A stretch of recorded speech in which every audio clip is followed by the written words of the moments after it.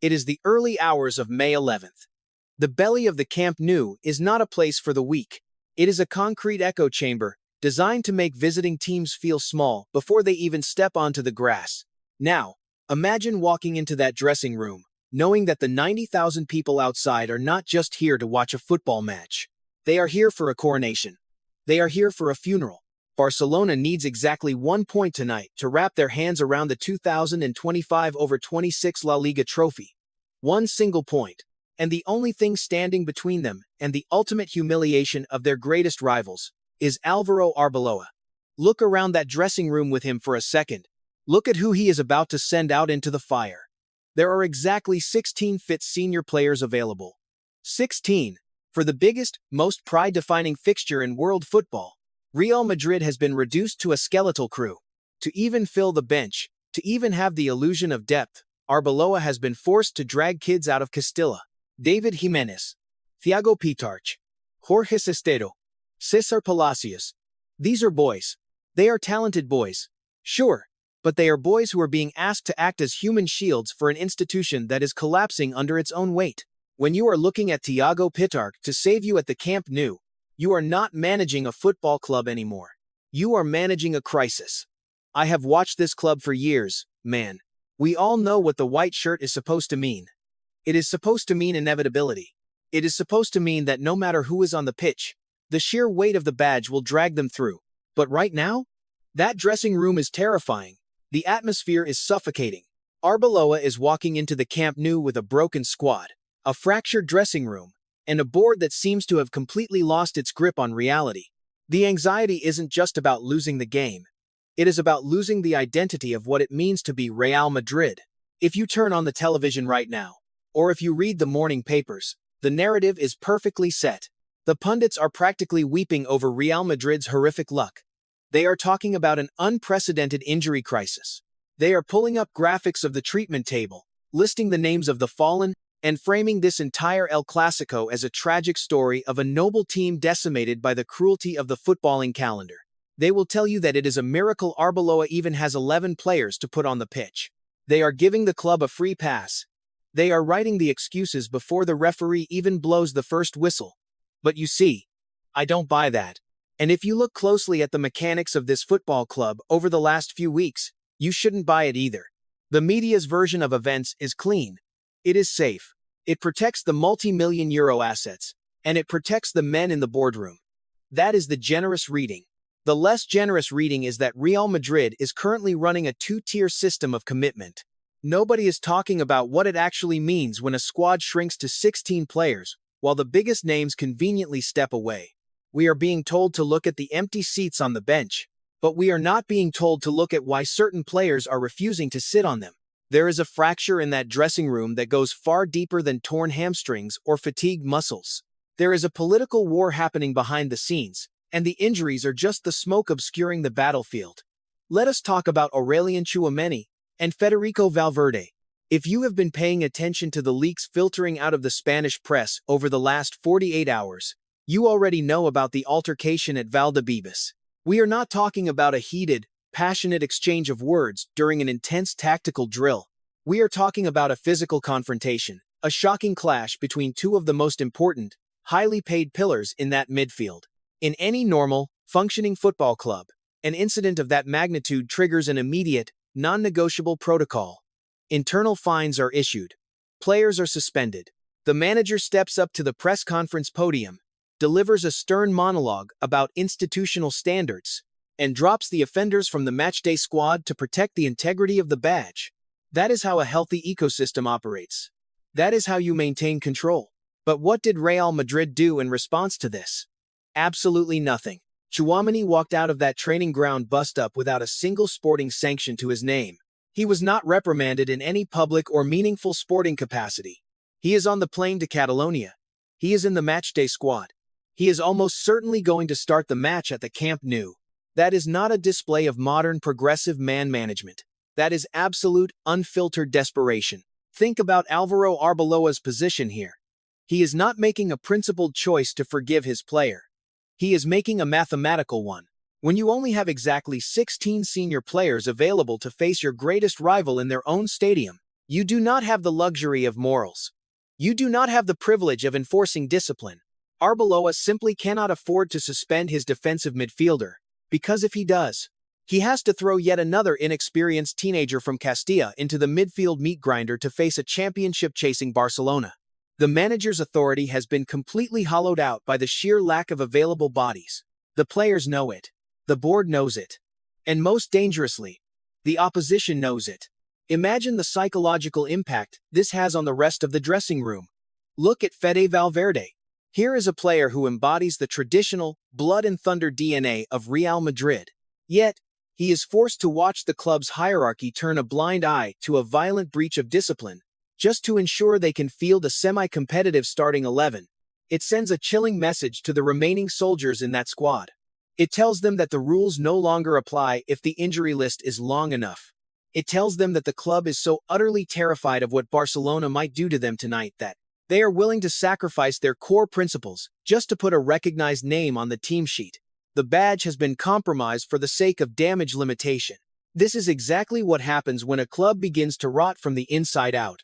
The hierarchy of respect completely disintegrates. Those 16 men walking out of the tunnel tonight are not a unified army marching under a single, unbreakable philosophy. They are a fractured collection of survivors, cobbled together by a manager holding a ticking time bomb, who is just praying the roof doesn't cave in before the final whistle. They are the ones left holding the bag. And as we are about to see, the treatment of the men forced to play is in horrifying contrast to the treatment of the man who decided to stay home. Now, if you want to understand the absolute depth of this institutional panic, we have to move our focus away from the midfield and look directly at the goal line. We need to talk about Thibaut Courtois. And this is where the narrative the club is trying to spin completely falls apart. If you follow the official medical briefings, Courtois has been out of action for well over a month. He missed the Champions League fixtures against Bayern Munich. Let that detail sink in for a second. Real Madrid went into the defining European tie of their entire season without the best goalkeeper in the world because the medical department drew a hard line. They deemed the risk of aggravating his injury far too high. They protected the asset. They made the difficult, long-term decision. But suddenly, almost as if by magic, on the eve of a domestic fixture where the title race is effectively already over, where Barcelona needs just a single, solitary point to be crowned champions at the Camp Nou, Courtois is deemed fully fit. He is named in the starting 11. He is back. There is a completely valid version of this story, where his rehabilitation timeline just happened to perfectly align with the morning of May 11th. But if you look at the sheer desperation radiating from Álvaro Arbeloa's 1-6-man squad, the less generous reading is far more terrifying. That is not rehabilitation. That is panic. When a football club is functioning properly, the medical staff operates with absolute autonomy. They are the firewall between a player's long-term health and a manager's short-term desperation. But right now, at Valdebebas, that firewall has seemingly burned to the ground. Courtois is not being brought back because he has hit peak physical condition. He is being rushed back because the management looked at a backline heavily reliant on children from Castilla boys like David Jimenez and Jorge Sestero and realized they were walking into a historic massacre. They are terrified of the optics. They are terrified of conceding 5 or 6 goals, while the world watches Barcelona lift the trophy in front of their faces. So, they throw their recovering veteran into the fire to act as a human shield. Nobody is talking about the psychological paradox this creates within the dressing room. Real Madrid is demanding ultimate, unquestioning sacrifice from the players who still respect the hierarchy of the badge. Courtois knows exactly what he is walking into tonight. He knows he is going to face an avalanche of Catalan attacks behind a fractured, makeshift defense. He is actively risking his own long-term health, his own physical foundation, to save the club from a public relations disaster. The loyal soldiers are being squeezed for every last drop of sweat to mitigate the humiliation. But this stark reality, this vivid image of a heavily strapped Thibaut Courtois preparing to face a firing squad for a lost cause, is exactly what makes the absence of another player so absolutely deafening. Because while the club is perfectly willing to risk the physical future of their veteran goalkeeper, there is one man in that squad who operates under a completely different set of rules. A man who looked at this exact same sinking ship, looked at this exact same terrifying fixture, and simply decided he was not going to get his feet wet. And this brings us to the absolute center of the storm. This brings us to the deafening silence surrounding Kylian Mbappé. According to the official club channels, the medical staff, and the synchronized leaks fed to the Madrid press, the French superstar is simply not at 100% physical capacity. We are told he has a lingering, unresolved issue with his right anterior thigh muscle. We are told he has not recovered in time. An unfortunate, unavoidable reality of the grueling modern football calendar. That is the generous reading. But if you understand the political undercurrents of Valdebebas, the less generous reading requires you to look at the history of this football club and the history of this specific fixture. Nobody is talking about the historical context of an El Clásico injury. Do you honestly believe that in a match to defend the very pride of Real Madrid, in a stadium waiting to crown Barcelona as champions, the most powerful forward on the planet cannot take a painkiller, grit his teeth, and lace up his boots? For over a decade, the standard at this club was written in blood. We watched Cristiano Ronaldo play through chronic tendinitis. We watched Karim Benzema drag his battered body across the pitch for 90 minutes. We watched Sergio Ramos force himself onto the field half-injured just to ensure the team did not face the fire alone. That was the baseline expectation of the Santiago Bernabéu. You played. You suffered with the team. Mbappé's absence today is not a medical reality. It is a strategic withdrawal. Think about this from the perspective of his camp, looking from the outside in. You look at an Álvaro Arbeloa squad completely reduced to rubble, 16 senior players and a handful of teenagers. You look at a dressing room where the manager cannot even discipline Aurelien Tchouaméni for a physical altercation because he is terrified of running out of bodies. You look at a defense patched together with kids from Castilla, preparing to face a Barcelona side practically frothing at the mouth for the chance to win the league title right in your face. If you are the Mbappé brand, a multi-million euro enterprise built on invincibility, prestige, and individual brilliance, do you willingly walk onto that sinking ship? Do you let your image be the poster boy for a historic humiliation at the Camp Nou? No. You distance yourself. You let the medical report act as your shield. That is not a player nursing a minor thigh strain. That is a superstar looking at an inevitable, catastrophic massacre and deciding his name will not be attached to the Wikipedia page of this match. When a player of that magnitude decides the conditions are not perfect enough for him to risk his body, it fundamentally shatters the ecosystem of the dressing room. The 16 men who are traveling to Catalonia, the players like Fede Valverde and the heavily strapped Thibaut Courtois know exactly what is happening. They know they are the collateral damage. They are going to war. He is staying home. He protected the brand. But in doing so, he abandoned the badge. I have watched this club for years now, and this whole situation, man, it just leaves me hollow. Because Real Madrid is not just going to lose a football match tonight. They are losing their entire power structure. Look at the pieces left on the board. You have Álvaro Arbeloa, a manager who has been completely stripped of his authority, unable to enforce even the most basic disciplinary standards. You have Fede Valverde, a man who bleeds white, forced to swallow his pride and play alongside a teammate who swung at him, simply because the club is mathematically out of options. You have Thibaut Courtois, risking his physical future to act as a human shield for a backline made of teenagers.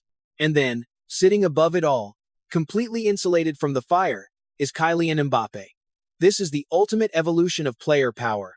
A football club historically built on the concept of Galacticos has finally been consumed by one. When your highest paid employee can look at a historically toxic fixture, decide the optics are too damaging for his personal brand, and use a conveniently ambiguous medical report to step away, the hierarchy is dead. The brand has completely eclipsed the badge. But I want to know where you stand on this, because it is a fascinating dynamic. Tell me in the comments what you actually think. Is it just smart, ruthless business by Mbappe's camp to avoid a toxic game and protect his physical asset? Or is this the exact moment a 100 million euro player should be out there bleeding for the shirt? Tell me down below. Come back to this video when the final whistle blows at the Camp Nou, because the quotes coming out of that dressing room tonight are going to tell us exactly who is left fighting for the soul of Real Madrid and who has already given up. If this kind of analysis, the dark truth of football and the politics behind the tactics, is what you come here for, hit subscribe. We don't just watch the ball on this channel, we watch the men. I will see you in the next one.